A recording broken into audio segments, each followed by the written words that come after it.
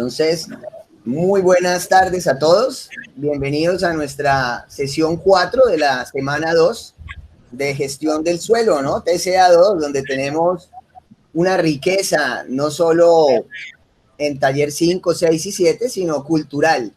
Entonces les comentaba que en nuestro estudio, en nuestra estructura de clase, que siempre tiene una parte inicial teórica, bueno, normalmente la primera parte, hola Leonardo, adelante. La primera parte normalmente es la asistencia, ¿no? La revisión y orientación, pero dado a que hoy tenemos una clase especial y a un invitado muy especial que nos ha regalado de su tiempo muy valioso y nos va a contar unas experiencias muy importantes, vamos a cambiar un poco la estructura de clase hoy. Que estoy seguro que el ingeniero también tiene su programa post trabajo y muy amablemente ha aceptado esta invitación y nos va a contar el tema dentro del marco de la clase. ¿Cómo les parece? Bueno, está excelente, ¿no? Entonces démosle una bienvenida sin timidez al ingeniero para que también se sienta aquí en oficina y sin pena, ¿no, ingeniero? Muchísimas gracias por la invitación. Bienvenido seas. Bien, eso. Bienvenido, ingeniero. Arquitecto Jorge, muchas gracias por la invitación. Adelante. Para mí es un placer poder compartir con este grupo de futuros arquitectos, constructores, personas que les nace servir a la comunidad de una forma indirecta, no tanto como lo hacen los médicos, pero sí plasmar unas necesidades que tanto nos está haciendo falta de poder trabajar en equipo hacia una comunidad.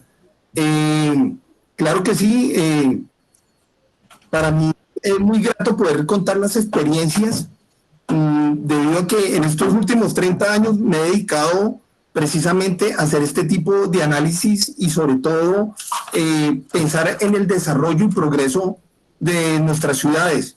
Entonces, pues, Jorge Luis, muy amable por la invitación. A usted, ingeniero, la clase es suya, por donde quiera empezar la historia.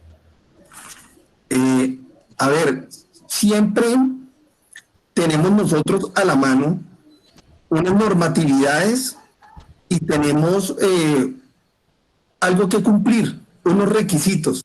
Estamos muy familiarizados con tener siempre una Secretaría de Planeación y unos compromisos legales ante una curaduría, y en la cual pues poco a poco nos vamos relacionando con ellos y seguimos paso a paso lo que nos indiquen de acuerdo a nuestras necesidades.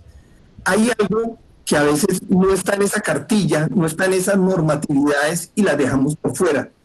Nosotros, como constructores, y más como arquitectos, no soy arquitecto, pero la experiencia me ha dado que he podido trabajar y he desarrollado estos temas, es que ya debemos pensar algo más que no está escrito, Entonces, estas experiencias se las voy a contar. Hay un caso muy particular, es que siempre está el momento de la oportunidad. Cuando uno habla de constructoras, pues ellos siempre se busca hacer una inversión a largo plazo para conseguir unos buenos lotes, dependiendo por donde se va a desarrollar la ciudad. En el caso de Cusesar, siempre se pensó en trabajar al lado de la avenida 80, autopista Medellín, muy cerca por lo que es un subsidio, y se compraron unos lotes y poco a poco el plan de manejo fue dándose a que iba cubriendo cada vez más tierras hasta llegar al río Bogotá, y estas tierras pues fueron muy buena inversión. Entonces siempre se piensa en la inversión y a futuro. Cuando uno piensa a futuro debe tener en cuenta muchas situaciones y siempre hay riesgos. Estos trabajos son de bastante tiempo. Estos trabajos deben ser planeados. No son de 3 meses, sino de mínimo 2 años. Entonces, debemos ser cuidadosos de poder nosotros poder desarrollar algo en el cual a la comunidad se le va a ofrecer lo que es, porque estaríamos perdiendo una inversión, tiempo, y ya estamos hablando de clientes. Entonces, es bueno tener siempre presente que hay que planear y sacar los riesgos que se pueden tener. Siempre hay beneficios. Claro, uno busca la inversión en un lote, uno busca tener socios, todo lo piensa a futuro, pero los riesgos hay que tenerlos en cuenta. ¿Cuáles son esos riesgos? Primero, ¿de quién son esos lotes? Claro. Algo que pecamos y me parece que es fundamental es averiguar la historia, un estudio de títulos, de saber de quién es el lote. Porque nosotros siempre nos vamos a la cereza del cóctel, a ver cómo está organizado y si se ve agradable, provocativo, buenos colores, y en esa cereza siempre lo llamamos es cuál es la estabilidad, para cuál es el uso del suelo. Entonces uno dice, el uso del suelo es tal, es urbano, puedo desarrollar, me permiten hasta tal altura, puedo sacar unas incidencias, puedo ganar esto, lo otro, desarrollo un urbanismo, pero dejamos esos riesgos. Uno de esos riesgos, quiero que siempre lo tengamos en cuenta, que son un avalúo, un buen estudio de títulos para poder ahí sí sacar un avalúo. Los bancos son muy cuidadosos. A veces nosotros no tenemos presente que hay unas listas en las cuales son riesgos si salen en una lista Clinton, por ejemplo. Muchos lotes no están a nombre de las personas que uno como que referencia que no son aceptables y resulta que económicamente siempre van a estar bloqueadas por los bancos, unos testaferros, por ejemplo. Entonces es importantísimo ese punto. Lo otro, pues ver qué servidumbres y si ahí de pronto tenemos riesgos con invasiones que a largo plazo pueden ser una piedra en el zapato y no podemos sacar los proyectos por donde debe ser y están acomodados en el sitio menos apropiado y nos pueden dañar la cara del proyecto. Ese es uno de los puntos importantes. De ahí en adelante, como profesionales, debemos tener como ética ir a conocer el sitio. No nos sirve solamente que nos den un plano o que nos regalen un topográfico, sino que ir a conocer el sitio. Ponernos las botas, caminarlo si es 1 o 2 días y conocer el sitio. Es importantísimo. Es importantísimo porque como cualquier negocio, todo el mundo lava el carro, pero no sabe si le está pasando aceite. Así uno vea los forros muy bonitos, el radio último modelo y muy bien la pintura, pero hay que revisar cómo está el motor. Entonces yo sí sugiero, como siguiente punto, antes de cualquier inicio y hacer cualquier inversión y gastar una cantidad de tiempo, comenzar por una visita. Por lo general en sistemas constructivos, obras civiles, siempre se pide para poder presentar una licitación la visita de obra. Entonces nosotros, así sea empresa privada o demás, debemos ir al sitio. Eso es algo que pertenece a nuestra ética como profesionales. Entonces es importante tenerlo en cuenta porque vas a ver algo que de pronto no están mostrando, cómo es el perfil del terreno, qué es correntías naturales, de pronto alguna remoción de masas, cómo está la estabilidad de la montaña que de pronto tenemos cerca, y son cosas que se deben tener en cuenta. Ya puede que la documentación del POD, eso no sale en la documentación del POD, lo que uno ve en la visita del sitio no sale en internet y hay que esquematizar eso, supongo. Y el que lo va a vender escasamente le dice a uno si hay una quebrada, un río o una red de media tensión y demás, que es muy obvio, pero el resto no lo cuenta. Qué pena participar. Sí, claro, adelante. Me hace acordar eso que ustedes están diciendo, me hace acordar una anécdota que hubo en un municipio, se llama La Argentina, en Huila, en el cual en el centro, en la plaza central, 2 cuadras hacia el sur, me acuerdo tanto, que estaban haciendo una renovación de obras públicas, o sea, ya colocando alcantarillado y como tal, y la retroexcavadora estaba haciendo el canal cuando de un momento a otro las paredes colapsaron y de una vez la retroexcavadora y todo cayó porque debajo corría un túnel. Ah, ¿qué tal? Sí. Y era un túnel antiguo.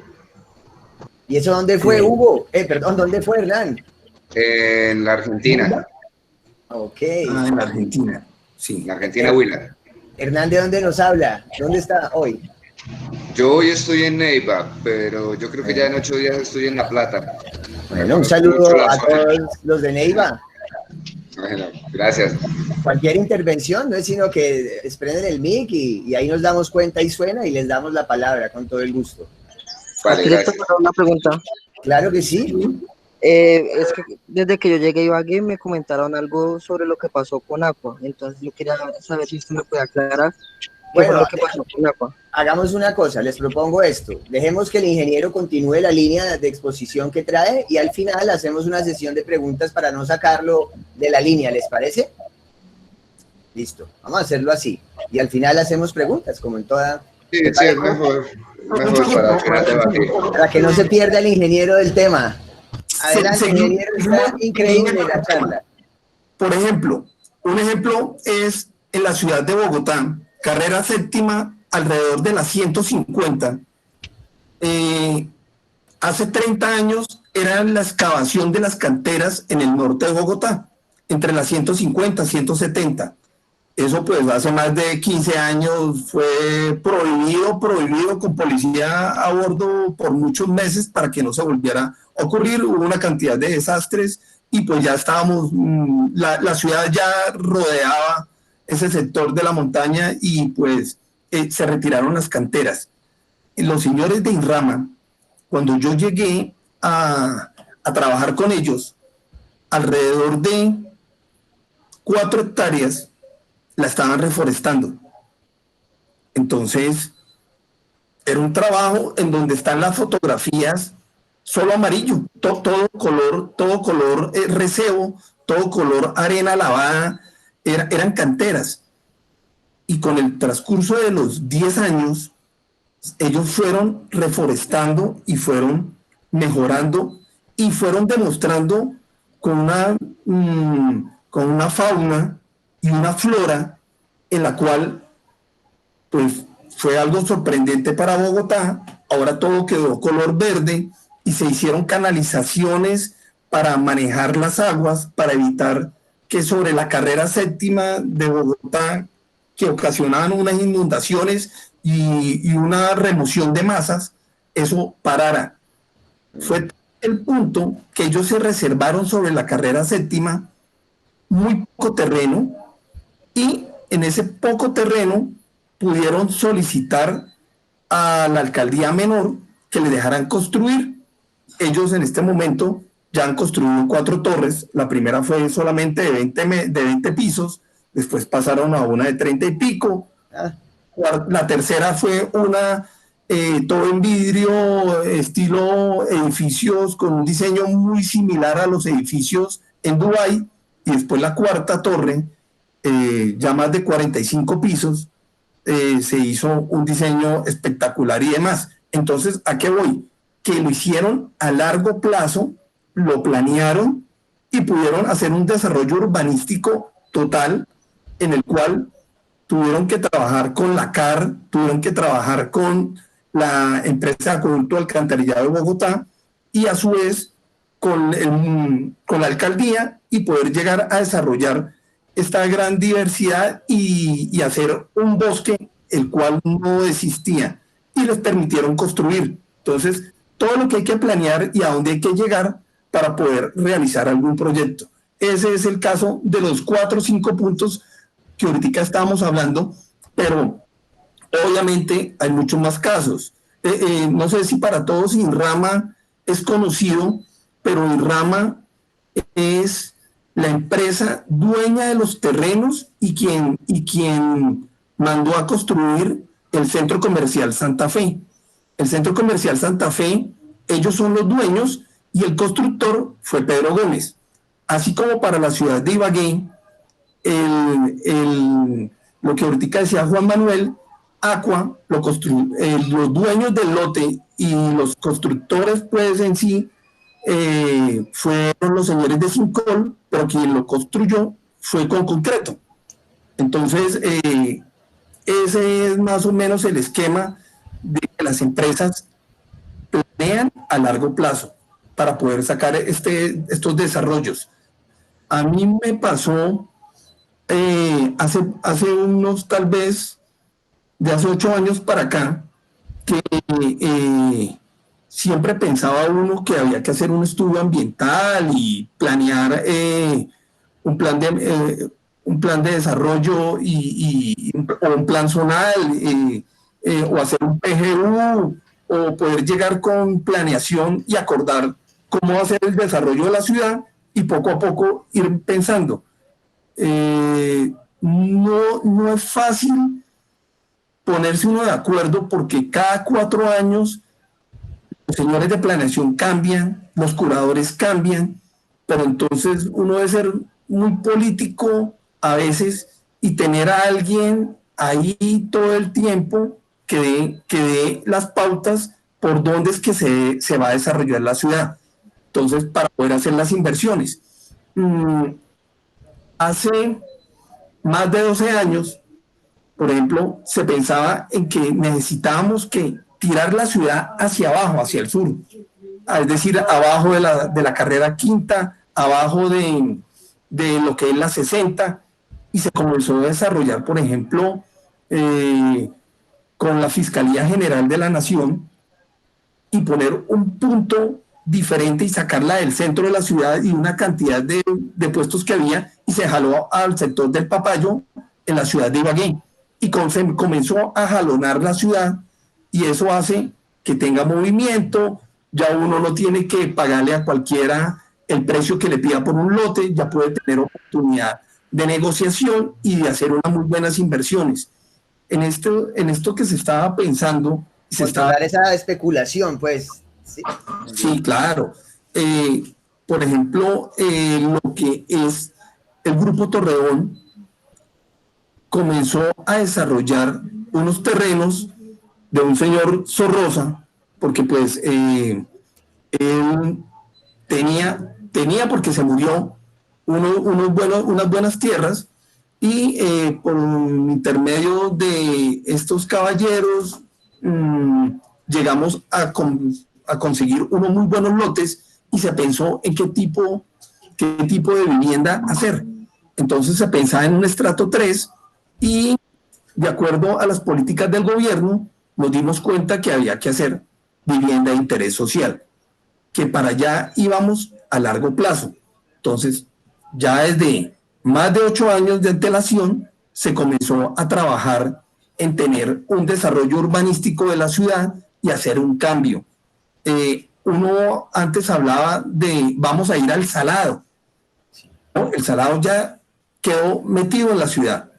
Entonces, poder hacer estos desarrollos es de personas visionarias, personas que invierten todos sus dineros, todos sus ahorros, y que se arriesgan.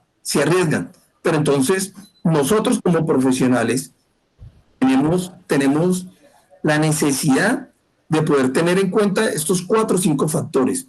Eso no lo ve el dueño de una empresa, sino que para eso nos contrata, debe tener personal calificado para revisar esos terrenos y que cumplan esas normatividades.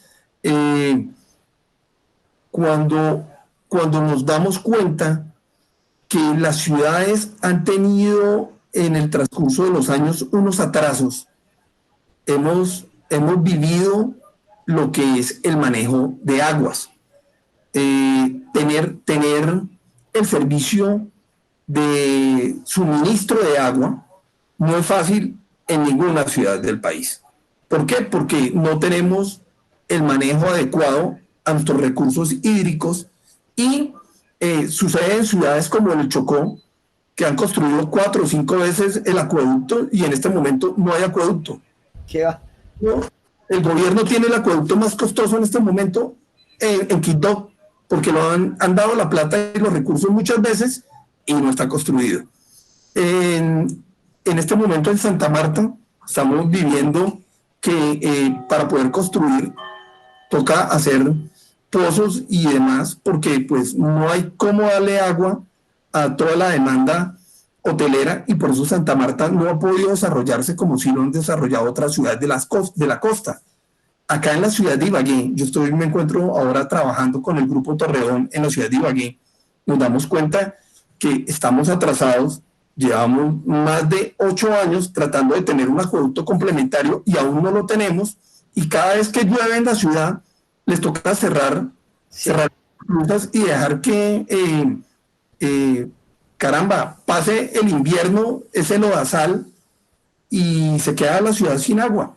Nos exigen a los constructores tener unos tanques monstruosos que elevan el valor por metro cuadrado de ejecución de venta de los apartamentos porque no tenemos el suministro que corresponde. Eso no solamente es hacer un tanque, sino botar unos equipos de presión y cumplir unas normatividades.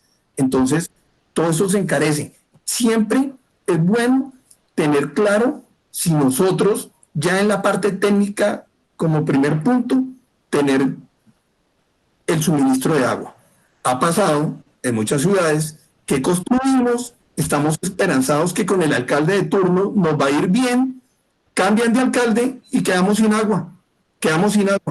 Hay muchas edificaciones que se han hecho y comienzan a recurrir a unos sobrecostos. Hay que hacer unos túneles, profundidades de más de 30 metros, 60, 80 metros, hacer un estudio, poner una planta de tratamiento, hacer muchas cosas que encarecen el producto. Pero si nosotros evaluamos esos riesgos, lo podemos ver de esa manera. En la ciudad de Bogotá, en la parte hacia Bosa, difícilmente la empresa de acueducto de Bogotá puede dar el suministro y por eso ha sido tan costoso llevar una red para poder suministrar a todos estos tipos de conjuntos como Ciudad Verde o en su momento hace más de 10 años Metrovivienda, para que todas las constructoras se dedicaran a realizar vivienda tipo VIP y BIS y poder suplir las necesidades de la ciudad.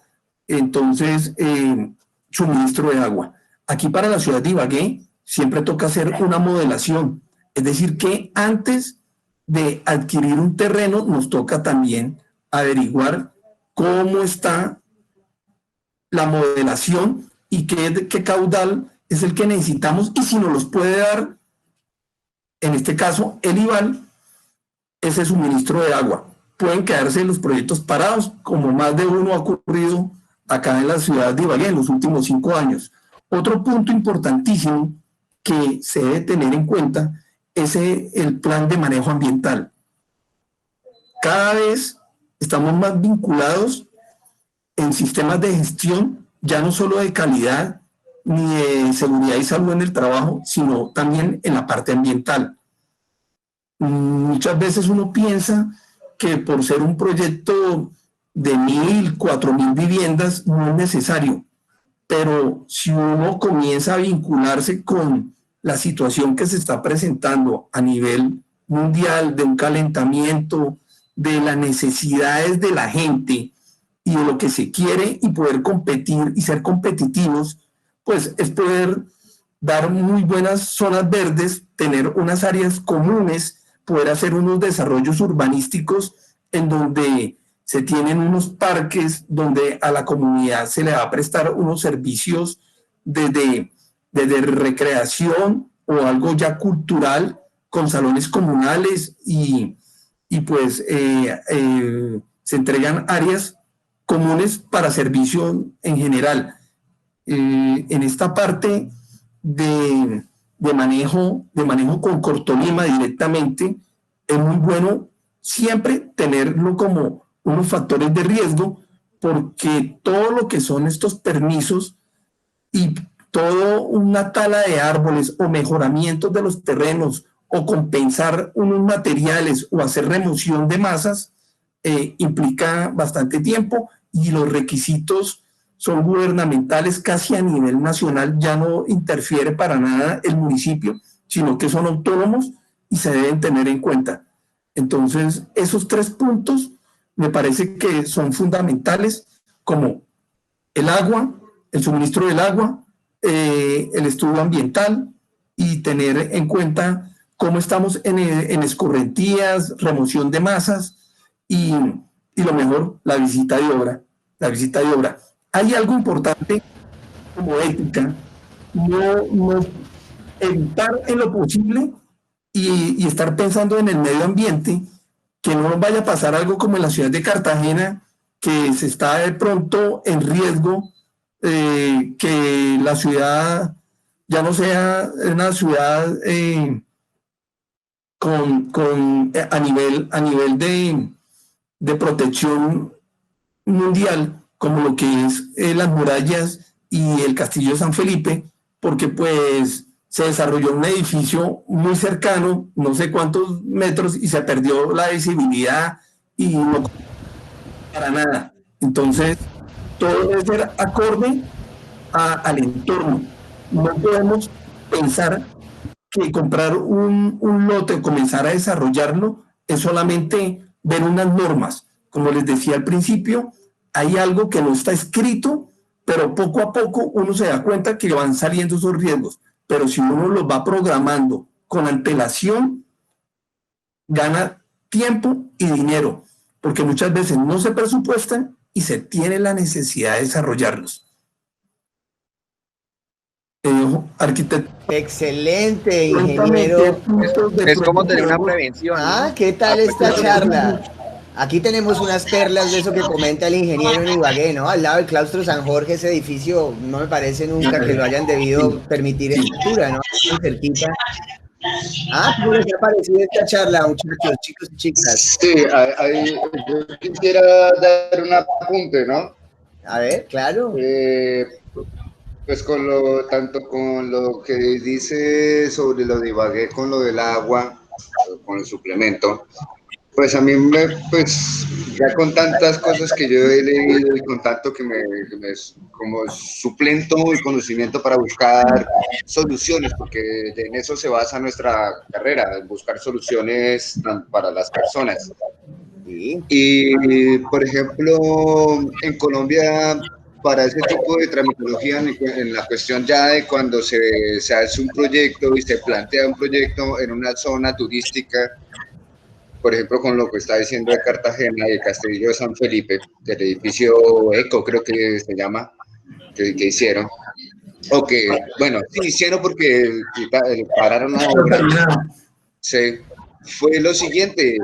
Yo fui miembro del Centro de Historia de aquí de Huila y uno tiene perímetros y alcances en los cuales uno tiene que estar, bueno, en esas estancias como investigador. ¿Sí? Tener en cuenta y en las obras estar, como dice el dicho, uno peleándose en la alcaldía, lidiando con ellos para decirle, hey, ese terreno no se puede, mire que en ese terreno es de resguardo indígena, pueden haber entierros arqueológicos, ese tipo de cuestiones no se tienen en cuenta en ese tipo de procesamiento, de ese tipo de proyectos, y da esas casualidades de no investigar al tanto, como usted decía, que tenía que al principio tener los 5 primeros estamentos de investigación. Y esas 3 últimas son prácticamente las que lo bloquean. Lo mismo va para lo de Ibagué. Como la cuestión de que nosotros no tenemos una solución, ¿cómo decirlo?, rápida, efectiva. Y a eso es lo que hay que apuntarle, una solución rápida y efectiva para el acueducto. Y evitar tanto estamento legal, sino más bien trabajar conjunto con ellos. No solamente... Eso es lo que van a plantear este semestre. Sí, cada uno, ¿no? Ya encontrará su proceso.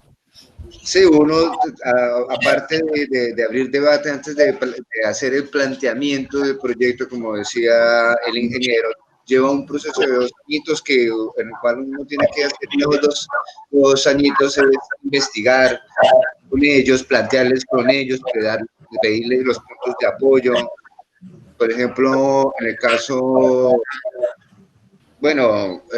de Neiva, digámoslo así, en el replanteamiento de las vías principales de Neiva, tendríamos que hablar con la CAN directamente para saber qué tipo de fitotectura tendríamos que cambiar y en qué proceso de tiempo pues tendremos que replantear, o sea, cambiar los árboles y volver a sembrarlos y saber una consecuencia. Pero es un proceso largo que no se va a ver efectivo. Son cosas que dan verdaderamente sentido a la sociedad y efectividad en los proyectos. Bueno, me parece muy, muy sensato el aporte, Hugo. Perdón, Hernán, que lo tengo arriba por la H. ¿Cómo te sientes, Hugo? ¿Un poquito agotado?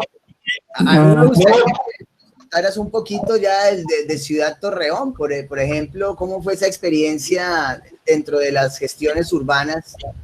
Sí, ¿cómo se fue ese proyecto? Y podemos apoyarnos aquí en este documento. No sé si te parece, si estás agotado o no.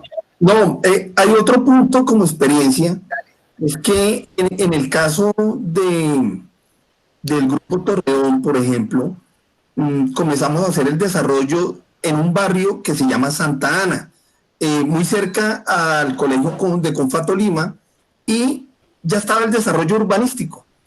Ya estaba el desarrollo urbanístico, ya se habían pagado unos terrenos, ya el municipio había recibido lo que correspondía, había que dejar unos espacios, están programadas unas vías, y entonces uno todo lo ve fácil y dice, pues yo me cojo de la parte hidrosanitaria, del suministro de agua de tal punto, pero resulta que hay que cruzar la vía. Y la vía la había hecho la comunidad.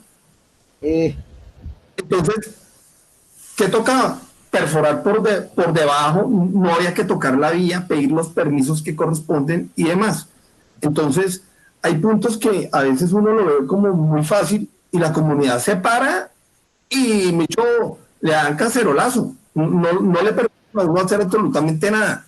Es más, llega el punto en que le dicen a uno, ustedes por acá no pueden entrar, todo lo tienen que entrar es por otro lado, respetan nuestro barrio. Y en estos años, cuando se comienza a desarrollar el proyecto, no sé si Jorge, el arquitecto, nos presta una... Claro, voy a compartir mi pantalla, miren mi pantalla.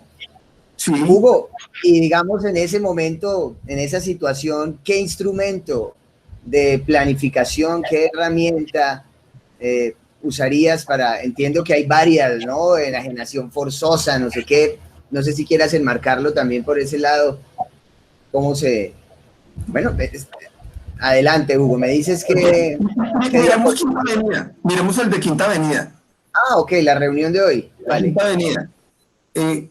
Cuando uno inicia, todo el mundo le dice que no, pero cuando ya el proyecto comienza a tener fuerza y se comienza a hacer un desarrollo, que en este caso son 1.703 unidades de vivienda, donde se han venido desarrollando poco a poco apartamentos tope bis de 135 salarios, alrededor de 125 millones al día de hoy, en la cual la gente tiene acceso a unos subsidios y demás, pues caramba, ahora es al revés. La comunidad quiere que tengamos abiertas las vías, que ellos puedan pasar por ahí, que les queda más fácil, que la ruta para llegar no tienen que hacer una vuelta, sino cruzar por intermedio de Quinta Avenida para poder tener el acceso a salir rápido a un centro, a un almacén de grandes superficies que está en la esquina del proyecto, sobre la avenida del Jordán, o poder tener acceso ya no a una ruta nada más que entra por el barrio, sino tener alrededor de las 7 rutas que pasan sobre la avenida del Jordán. Entonces se devuelve. La gente a veces es temerosa y hay que tener en cuenta que trabajar con la comunidad al lado no es nada fácil. Es un riesgo porque no te permiten trabajar en determinados horarios, ya nos ponen a nosotros como obreros que somos, nos ponen en un punto en que somos un riesgo para el barrio. Y uno se da cuenta al final que todas las casas que eran de 2 pisos se convierten en 3 pisos y ya comienzan a cambiar su entorno y comienzan a tener panaderías, comienzan a tener venta de medicamentos, peluquerías, atención a los animalitos, y la vivienda que era alrededor, que nos prohibía a nosotros entrar a ese entorno, ahora son ellos quieren entrar al nuestro, porque son 1.703 familias que van a necesitar de una u otra forma cómo solventar sus necesidades. Entonces, al inicio, difícil. Y ya después comienza un entendimiento un poco mejor. Entonces le tocó a uno estar muy juicioso y tener todas las normatividades del caso y todos los permisos antes de hacer cualquier cosa, porque parece que no trabajaran si no estuvieran solo pendientes de uno. Son el vecino chismoso y entorpecen los trabajos, porque algo que pudiera hacer uno en un mes puede ocurrir a que duren alrededor de 6 meses o más. Entonces, eso es uno de los puntos que nos ha pasado. Lo otro es siempre tener en cuenta cuáles son las necesidades de las personas, porque uno habla de tener un sitio como una especie de supermercado o tener como un centro comercial pequeño, y resulta que entre las comodidades que uno debe pensar cuando va a tener el diseño de un terreno, no puede pensar solamente de esa manera, sino de irse algo más lógico, como lo que sucede por la sabana de Bogotá, en todas estas ciudades, todas estas pequeñas ciudades como Cajicá, Zipaquirá, Chía, Mosquera, Funza, que hay muchos usos de terreno en el cual pueden ser mixtos, y entonces lo que tienen son centros de servicios, tienen oficinas y también tienen vivienda. Ahora es muy común verlo, por decir algo, en la ciudad de Ibagué, se ha visto que hay edificios que son mixtos. Arrancan con una parte comercial, los primeros pisos, después llegan y tienen unas oficinas, o las oficinas son al final, pero en el intermedio tienen vivienda.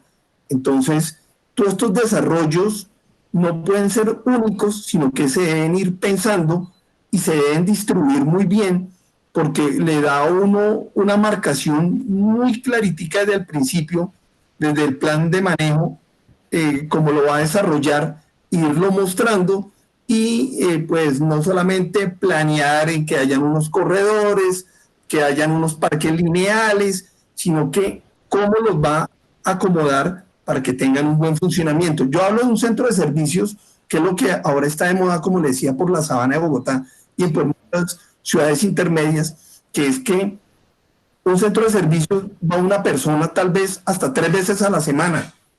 La persona, cuando tiene una necesidad de comprar algo para el desayuno, no se va a ir al centro comercial porque se demora muchísimo, hay trancón, suba, baje, pague parqueadero y salga.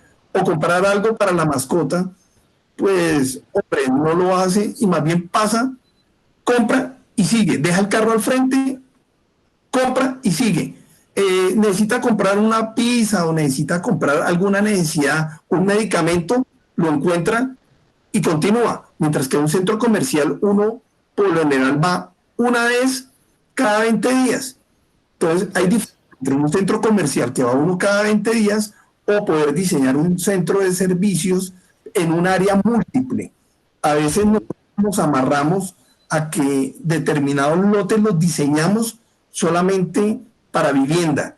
Obviamente uno tiene que desarrollarlos. En el caso que ahora estamos, el 85% de los constructores trabajando en vivienda bis o BIM, pues son exclusivos, que no, dentro de ese lote, dentro de ese conjunto, no puede haber nada de comercio.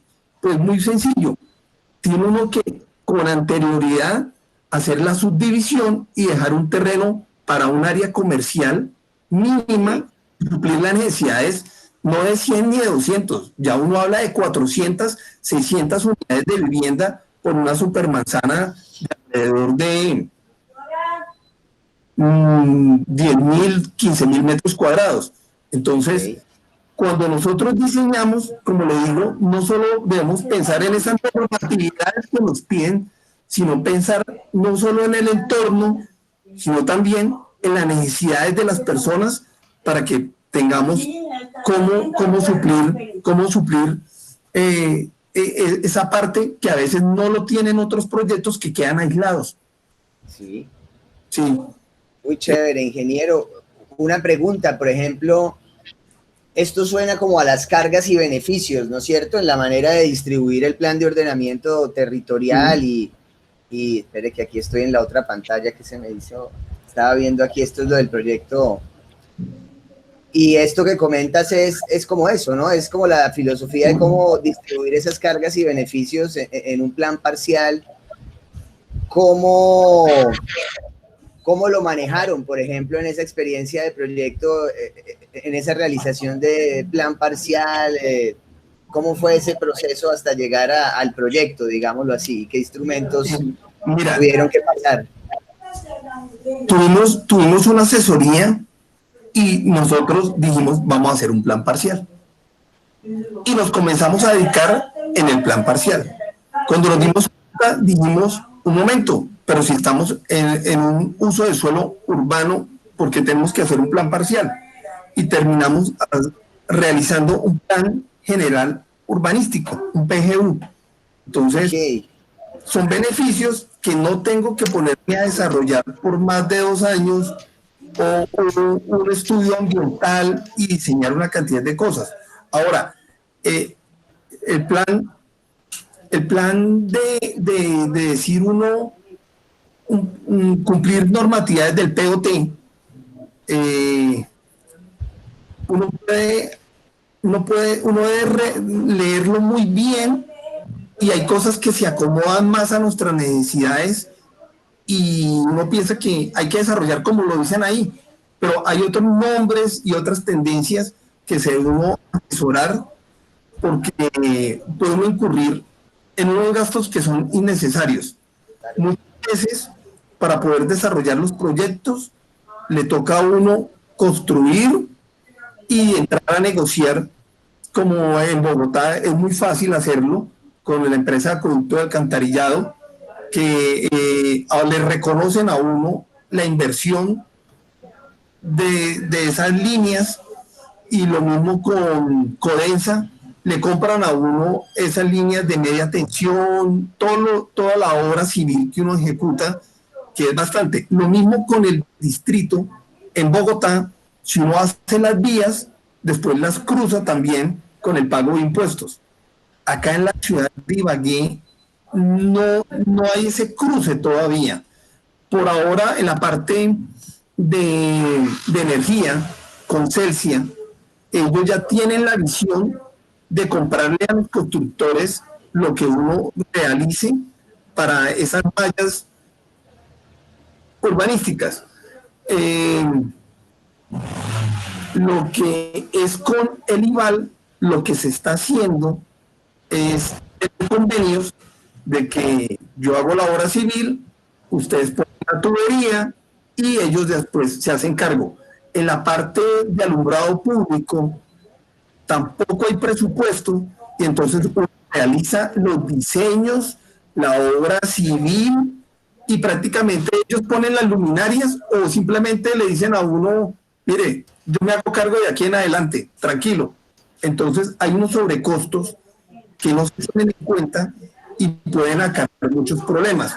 Porque cuando uno comienza a desarrollar un proyecto, uno habla de las casas, uno habla de los edificios, del número de apartamentos, pero nunca se da cuenta que en el urbanismo y en el movimiento de tierras hay un porcentaje alrededor del 15 o 25% de lo que cuesta la unidad de vivienda. Pega muy, muy duro y es algo en el cual nosotros nos damos cuenta que tenemos que hacer una inversión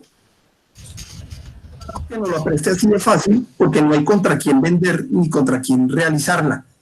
Es importante tener esos costos porque si uno los puede recuperar a largo plazo con las entidades públicas sería espectacular como se puede manejar en la ciudad y en la sabana de Bogotá. Pero para el caso de ciudades intermedias, por presupuestos o falta de tener medidas a largo plazo, se deben tener en cuenta que van al costo. A mí me pasó. Dijimos una preguntita. Sí, A ver. Johan Guzmán de Bogotá. Adelante, Sí. Johan. Bueno, digamos, para el tema de pues lo que mencionaba al comienzo, que decía que, digamos, o sea, para hacer un planteamiento con las dimensiones de las que son un plan parcial, que son 10.000 metros para arriba, ese tipo de estudios obviamente se tienen que entregar mucho antes para hacer una planeación y un cronograma para construir y pues ya desde cimentación hasta acabados. Pero entonces, digamos, no sé, para hacer estos estudios hay, digamos, dos formas, que es, digamos, pues hacer los estudios, y otra cosa también es, digamos, muy diferente hacer la ciudad, ¿cierto? Entonces, ahí pueden haber dos situaciones. Digamos, si el requerimiento del cliente es hacer determinado proyecto y uno evidencia, o digamos por unos estudios propios o algo así, uno evidencia que posiblemente puede, digamos, como el Bacatá es un fracaso para toda la inversión, porque pues fue situado en un lugar donde no tiene las vías de acceso. Entonces, para hacer tanta la inversión, digamos, uno como de constructor no debería, digamos, importarle también el hecho del funcionamiento de lo que se vaya a construir, o definitivamente uno solamente, por decirlo así, como que hace caso.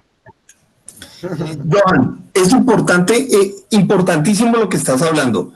Para poder vender y entregar esa unidad de vivienda, que la puede hacer uno fácilmente en menos de 7 meses, resulta que hay que hacer un urbanismo y una planeación con anterioridad que va más de 2 años. Ese es uno de los riesgos. Dependiendo del municipio donde estés, uno debe determinar si va a tener una compañía de la empresa de energía, de la empresa de acueducto, de parte de infraestructura, va a tener un acompañamiento de quien le va a dar el gas y demás, porque en ciudades pequeñas, muy intermedias, todos esos gastos van directamente con el constructor, porque para poder tener el acceso hay que realizarlo. Ha sucedido como acá en Ibagué, en un barrio, ya es algo muy grande, que llaman La Arboleda, de Constructora Bolívar, que a ellos les ha tocado realizar todo les ha tocado realizarlo. Con el Grupo Torreón tenemos un proyecto bastante visionario, son 4.800 unidades de vivienda. No sé si el arquitecto Jorge ahorita nos está unas fotos. Son 4.800 unidades de vivienda. Es un desarrollo, para nosotros es un reto, y para sorpresa hemos podido llegarle a las necesidades de la comunidad, no solamente de Ibagué, sino de toda la región del Tolima. Ya es muy poco el grupo de personas que compran o invierten en este tipo de vivienda VIP o BIS que sean de Bogotá. Por lo general, ahora estamos hablando de personas que son de la región y tienen los beneficios de la concurrencia, tienen los beneficios que es con la caja de compensación que tengan y con el subsidio de Mi Casa Ya. Un subsidio para este tipo de vivienda puede ser alrededor de 24 millones con Mi Casa Ya y de 24 millones con la caja de compensación, 48 millones. Y el apartamento vale 55, 60 millones, pues es muy poco lo que le queda y es de fácil acceso tenerlos. Entonces es simplemente ser juiciosos también y cumplir con unos requisitos y reciben 48 millones. Es algo sorprendente, y ante situaciones como estas, el gobierno nacional sigue en estas políticas. No las llevamos hace 2, 6, va ya por más de 10 años en el cual como constructores nos hemos venido siendo favorecidos por políticas de gobierno a largo plazo de tener vivienda de interés social con unos topes en el cual es asequible para cualquier nivel, cualquier estrato.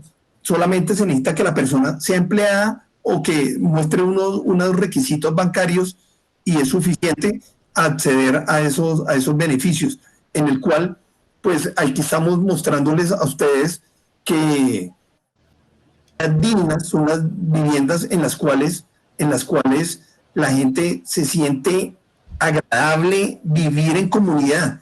No es fácil vivir en comunidad.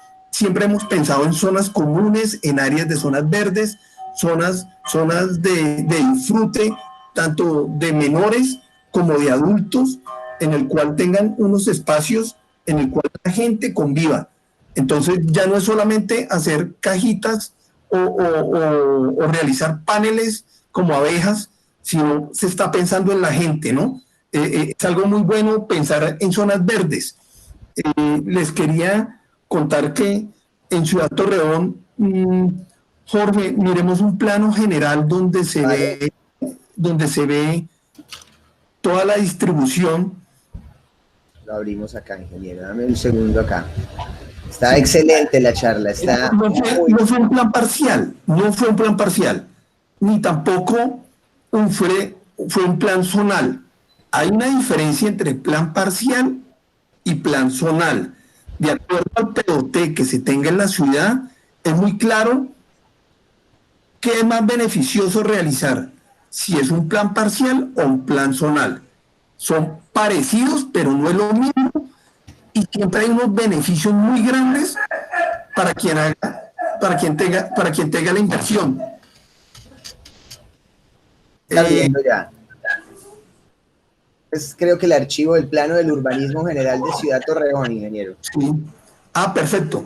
Aquí tenemos la distribución.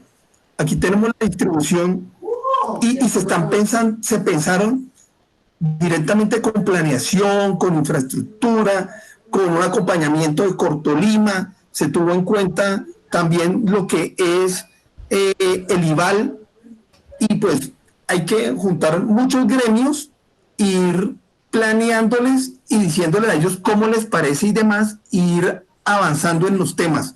Reuniones con ellos son bastante demoradas. Cada posición que uno dé, dentro de 8 días volvemos a hablar. Son 8 días que se pierden. Eso no es como uno está acostumbrado a que todo lo quiere ya y en el mismo día todo se debe resolver. No. Todo es de 8 días, en 8 días, y ojalá que no cambien al secretario de planeación o que tengamos la disposición de una curaduría, que las curadurías ahora lo que quieren es tomar todos los tiempos. Si dicen que esto debe ser a los 2 meses, dan el resultado, puede ser que lo tengan muy claro en 8 días, pero se toman los 2 meses. Entonces, todos estos entes gubernamentales cumplen unas normatividades que nos demoran o nos engavetan nuestras peticiones y las debemos tener en cuenta. En el caso de Ciudad Torreón, lo que nosotros tuvimos fue un PGU, un plan general urbanístico. Pensábamos hacer el plan parcial, después pensamos en hacer el plan zonal. Nos dijeron, pero si ustedes están en un área urbana, hagan un plan general urbano y lo desarrollamos. Se tuvo en cuenta con todos estos entes gubernamentales y pues es una realidad. Nos ha ido excelente. Tenemos 3 supermanzanas. Las primeras 3 supermanzanas, la primera fue de 600 unidades de vivienda tipo VIP, 48 metros cuadrados. Vendimos 600 unidades en 8 días. ¿Y qué va? Estábamos preparados y dijimos, vamos a vender una vivienda ya no de 75 salarios, sino de 100 salarios, y desarrollamos un proyecto de 286 unidades de vivienda para 100 salarios y las vendimos en los otros 8 días. dijimos, bueno, si esto está así, podemos seguir avanzando. Arrancamos con la tercera manzana, 600 unidades más. El diseño tocó hacerle lo que llamamos el famosísimo copy-paste. Denle la y arréglelo, y exactamente por la misma área, idéntico, y vendimos 600 unidades más. La junta directiva dijo, no, un momento, quieticos, pongamos los pies sobre la tierra y revisemos qué es lo que está pasando. Tuvimos unas relaciones excelentes con las cajas de compensación, y ahora son ellas las que quieren que abramos más proyectos. Para este fin de semana vamos a sacar un proyecto que se llama Ciprés. La caja de compensación lo quiere vender, pero lo quiere vender solo para su grupo de personas afiliadas. Es decir, que todo aquel que esté afiliado a esa caja de compensación, que en este caso es Confenalco, tiene asegurada su vivienda. Tiene asegurada su vivienda. Ellos son los que compran las viviendas. Yo no tengo que hacer ni la venta ni conseguir la plata. Ellos mismos me ponen la plata. Entonces, cuando uno tiene un proyecto, lo desarrolla con bastante anterioridad. Tenemos la experiencia de Quinta Avenida, que es una realidad, la comunidad, los entes gubernamentales, las cajas de compensación, los bancos, saben que lo que estamos haciendo y cómo los estamos entregando, pues muy fácilmente se dan cuenta que tenemos la experiencia y la credibilidad y estamos desarrollando Ciudad Torreón. 4.800 viviendas son 4.800 viviendas. Invertido unos dineros, nos ha tocado durísimo con los entes, llevamos más de 2 años trabajando en esto. Ya lleva un urbanismo donde se han invertido más de 8.000 millones de pesos, donde usted va y no ve nada, todo está enterrado, todas las redes de alcantarillado, todas las redes de acueducto. Ha sido un trabajo bastante grande. Son realidades. Todos tenemos experiencias, hay experiencias muy pequeñas. Por ejemplo, a mí me pasó hace 3 años, estaba trabajando con los señores de Sincol en un sitio de loma acá en Ibagué, de la montaña, en los cerros por el lado del Vergel, que es bastante rocoso, y hacíamos el desarrollo de 2 torres de 18 pisos. Cuando comenzamos a buscar quién nos hiciera los diseños, me pasó un chasco. ¿Qué pasó? Recibí planos de un arquitecto de Bogotá, muy querido, muy formal, pilosísimo, con mucha experiencia, pero no conocía Ibagué, no conocía cómo eran los terrenos en ese sector, no conocía su alrededor, su entorno. Simplemente le han dicho que había una quebrada como a 20 metros y pues hizo el desarrollo como si fuera plano, el conjunto como si fuera plano.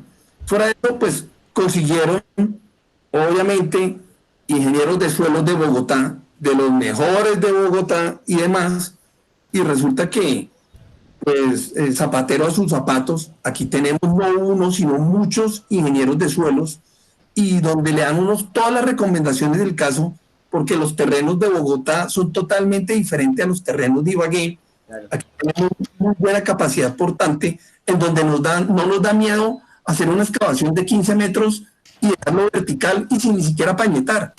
En Bogotá uno no puede dejar 2 metros, si no encuentra ya la casa del vecino dentro del lote.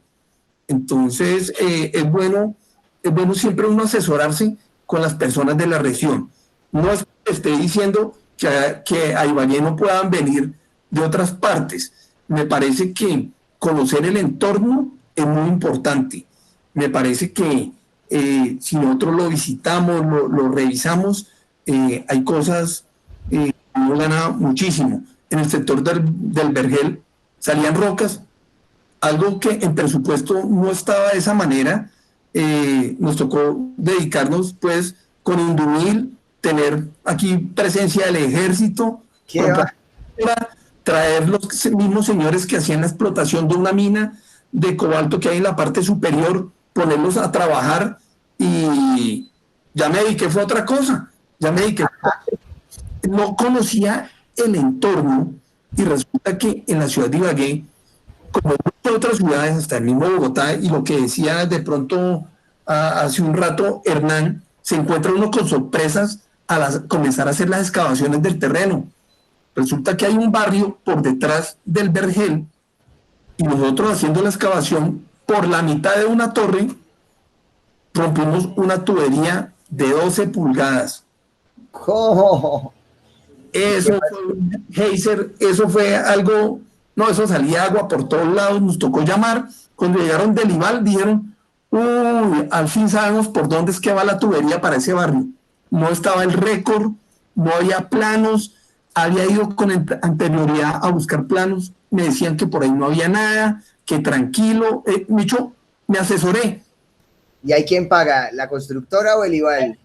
La constructora me tocó llegar a como un acuerdo de realizar las obras y que el IVAL me diera la asesoría y me solucionara los problemas, me hicieran los cortes que se necesitan para poder dejar sin agua todo un distrito y desarrollar eso de la manera más rápida, darle toda la desviación a una tubería y que siguiera cumpliendo con sus normas, porque el IVAL ni siquiera sabía por dónde iba la tubería. Antes me dijo gracias, pero fue un sobrecosto y fue pues poner en riesgo a la comunidad que se quedó un día sin agua. Eso tocó actuar rapidísimo, pero suceden cosas como esas. Entonces, no, bueno, y una pregunta, digamos, en el tema de las sesiones, ingeniero, el área bruta es como el perímetro total de ese plan parcial, ¿no es cierto? Y el área neta ya es cuando se le descuentan las afectaciones, las remociones, y luego esa es el área útil. A esa área útil también se le descuentan otras sesiones, digamos, una pequeña dudita ahí. Sí, hay normatividades en las que, por ejemplo, ahora se exige que hay unas áreas de ciudad que toca dejarlas dentro de los mismos lotes para el disfrute de la comunidad, que no son de los propietarios, sino que es de la comunidad. Entonces toca dejarlas y tenerlas en cuenta. Ya hay ciudades que no permiten que se puedan canjear ni que se puedan comprar, sino bueno, en el sitio. Sí, que uno por lo general le decía, yo tengo un lote en tal lado, yo allá lo cedo y aquí construyo lo que quiera. No, ahora cada vez son más exigentes y uno las debe tener en cuenta. Ingeniero, muchísimas gracias. ¿Cómo? Qué pena, ahí viendo el plano que tienen ahí, qué pena que estaba. Sí. Pues viendo el plano ahí como están vías centrales y teniendo en cuenta tanto vías, accesos, terrenos, porque veo las capas, yo creo que ahí están dejando más o menos una gestión tipo A de un 30% con base a lo que están construyendo, viendo lo que tenían zonas de donde ya tenían presupuestados los proyectos, ¿no? Veo que Hernán maneja bastante el tema ya, ¿no? Va a ser un buen monitor en clase, Hernán, ¿no? Va a apoyar bastante. No, pues, sí, es el de apoyo porque a veces hasta puedo estar erróneas. Bueno. Pero sí está chévere, está chévere. Claro, yo creo que el ingeniero... En este predio, que son más o menos 24 hectáreas, más o menos unos 20.000 metros cuadrados son en sesiones. Sí, más o menos lo que decía, me estás hablando ya más como el 27%. Sí, y digamos todas las vías que estamos viendo, nos toca a nosotros planearlas, diseñarlas, ejecutarlas y entregárselas a la comunidad. O sea, darlas no tenemos ninguna ayuda, ningún subsidio. Darlas en sesión. Y darlas en sesión.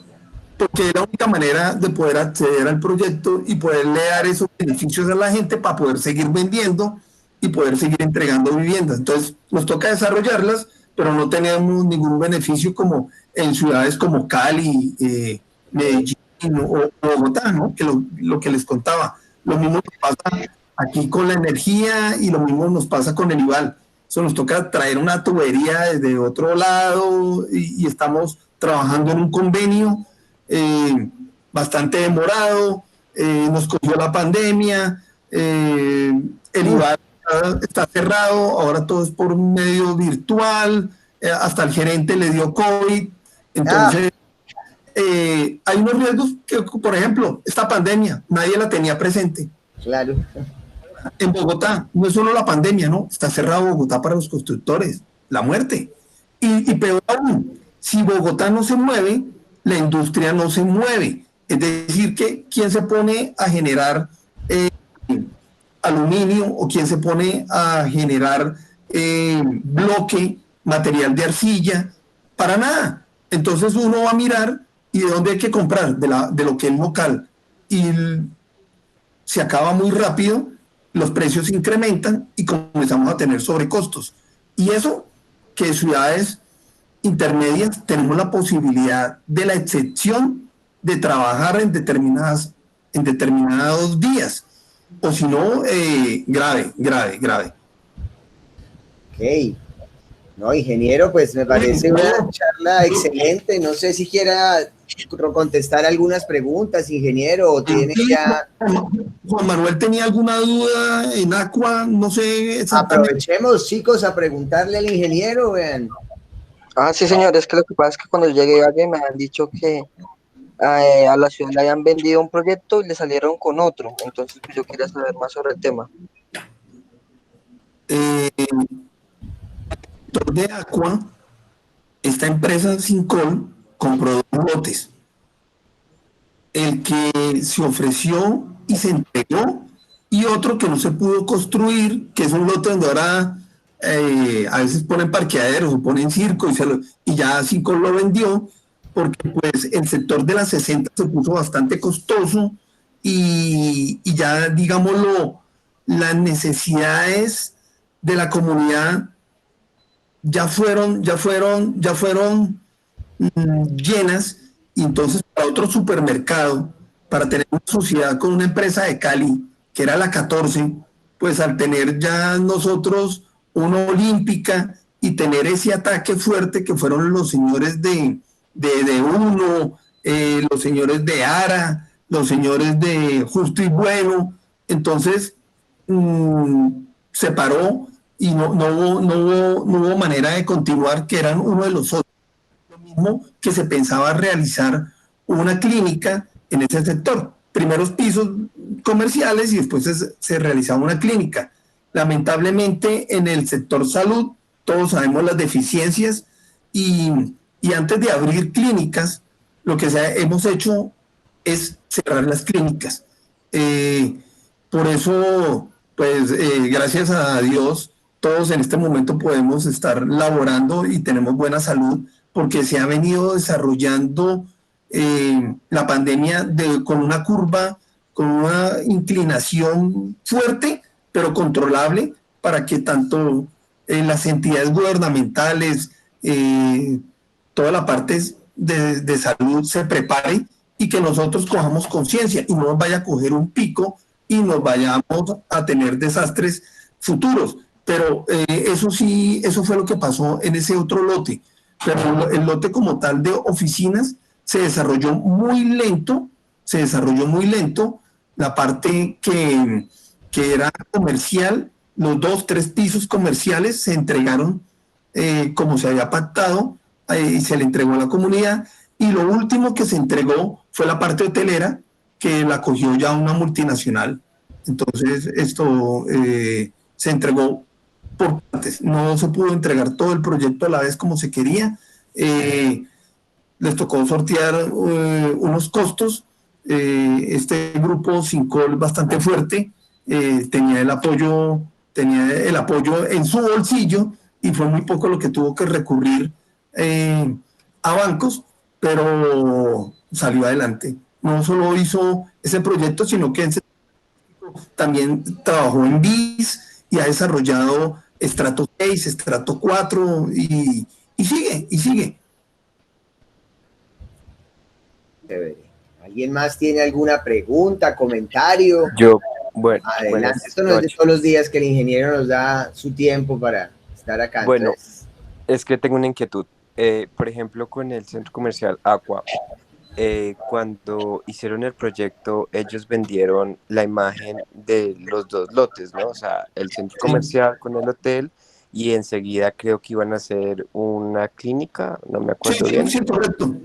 Entonces, bueno, por ejemplo, yo como inversionista me motiva mucho la idea de comprar una propiedad en esa Sí. constructora o en ese proyecto porque se va a construir una clínica y pues me va a traer, o sea, se me va a valorizar el inmueble pues mucho mejor, ¿no?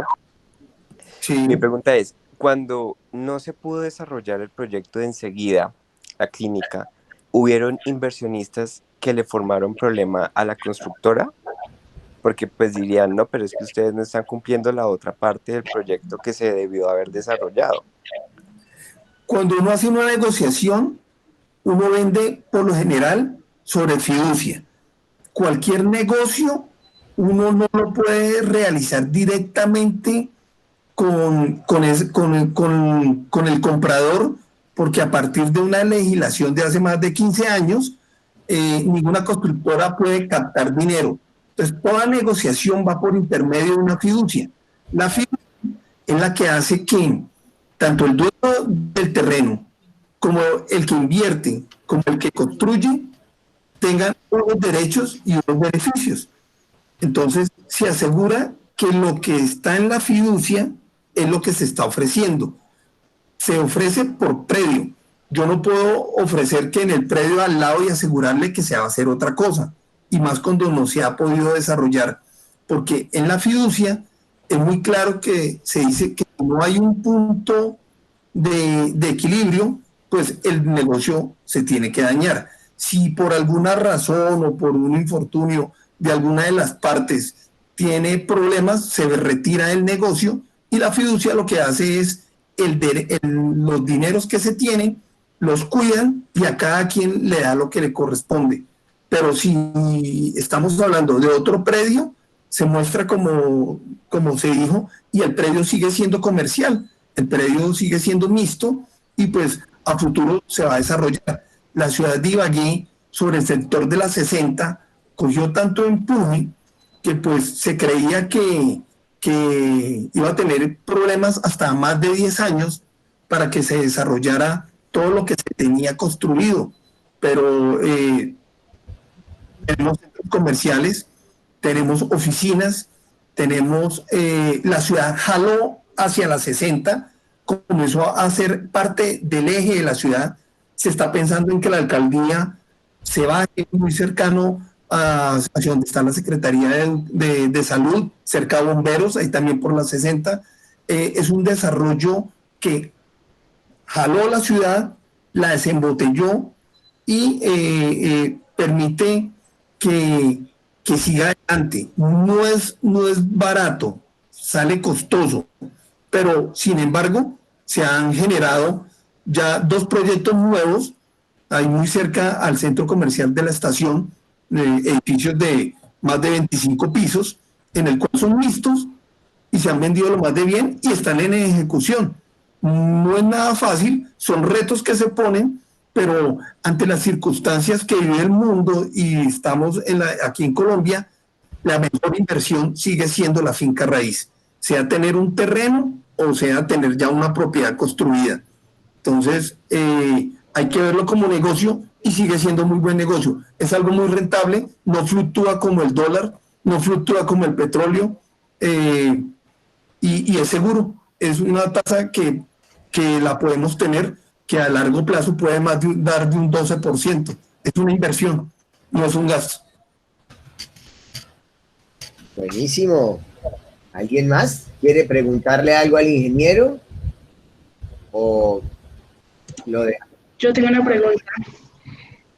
Adelante. Bueno, ingeniero, en cuanto a lo que usted decía al principio de lo del suministro del agua, que hay muchas obras que se han quedado paradas por falta de esta, porque una empresa como por ejemplo el IVAL se niega a suministrar ese recurso.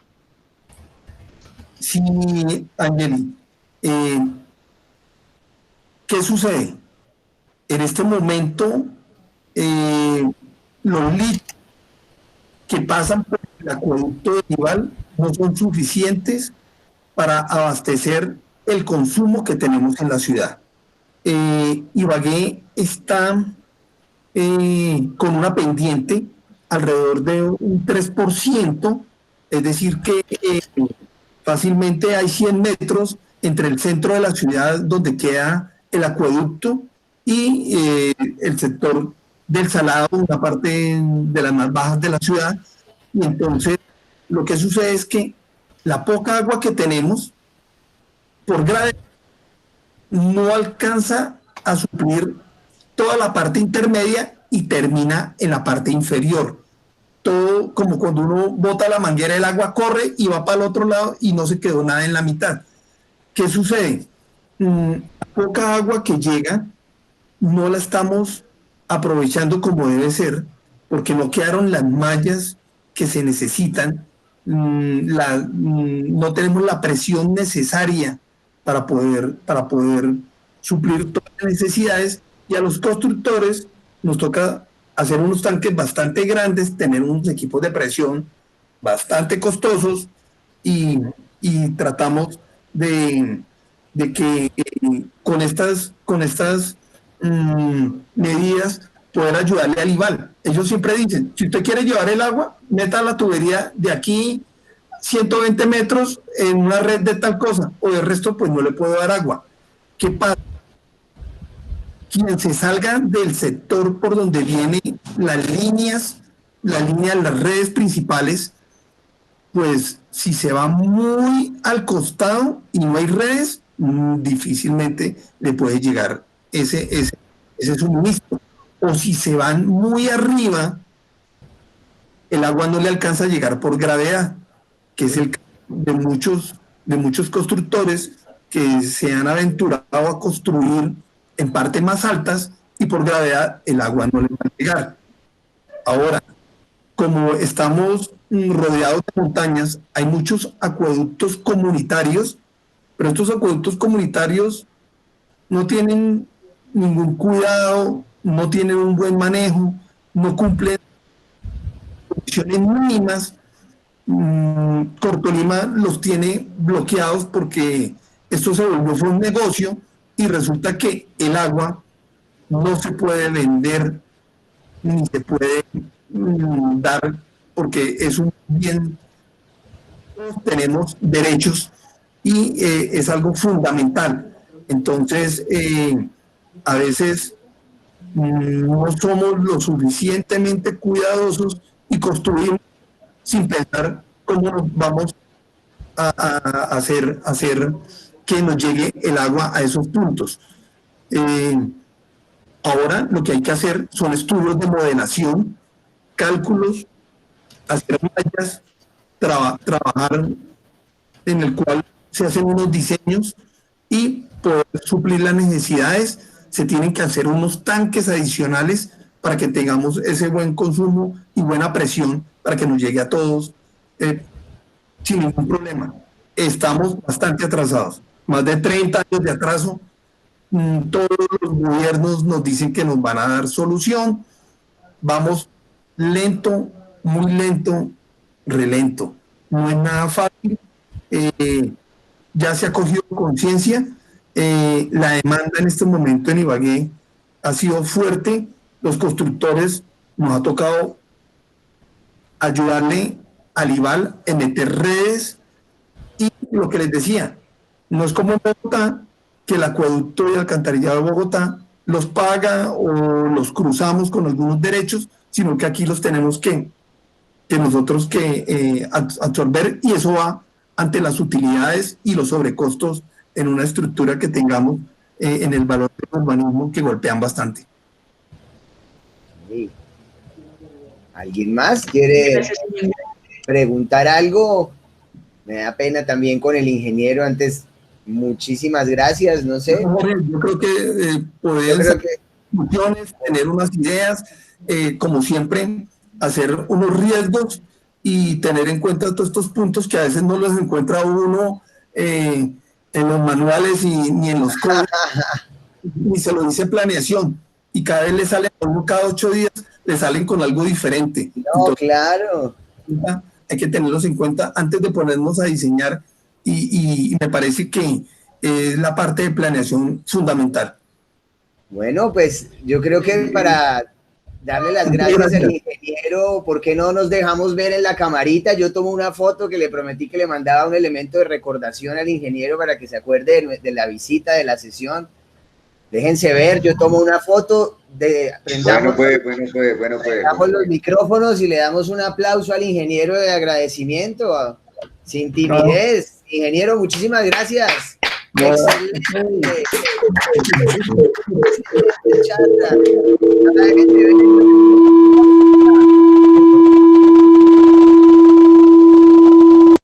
Esa se la mando mañana al ingeniero. Arquitecto Jorge, muchas gracias a usted y a todos por su tiempo. Cualquier cosa. Usted, ingeniero. Muchísimas gracias. Excelente charla. Vaya a descansar. Eso tocó hacer un descuento, mejor dicho. Ingeniero, muchísimas gracias. Muy amable. Conéctese tranquilo. Bueno, ahora sí, ¿qué más? ¿Cómo les pareció esta sesión hoy sorpresa? Buen intro.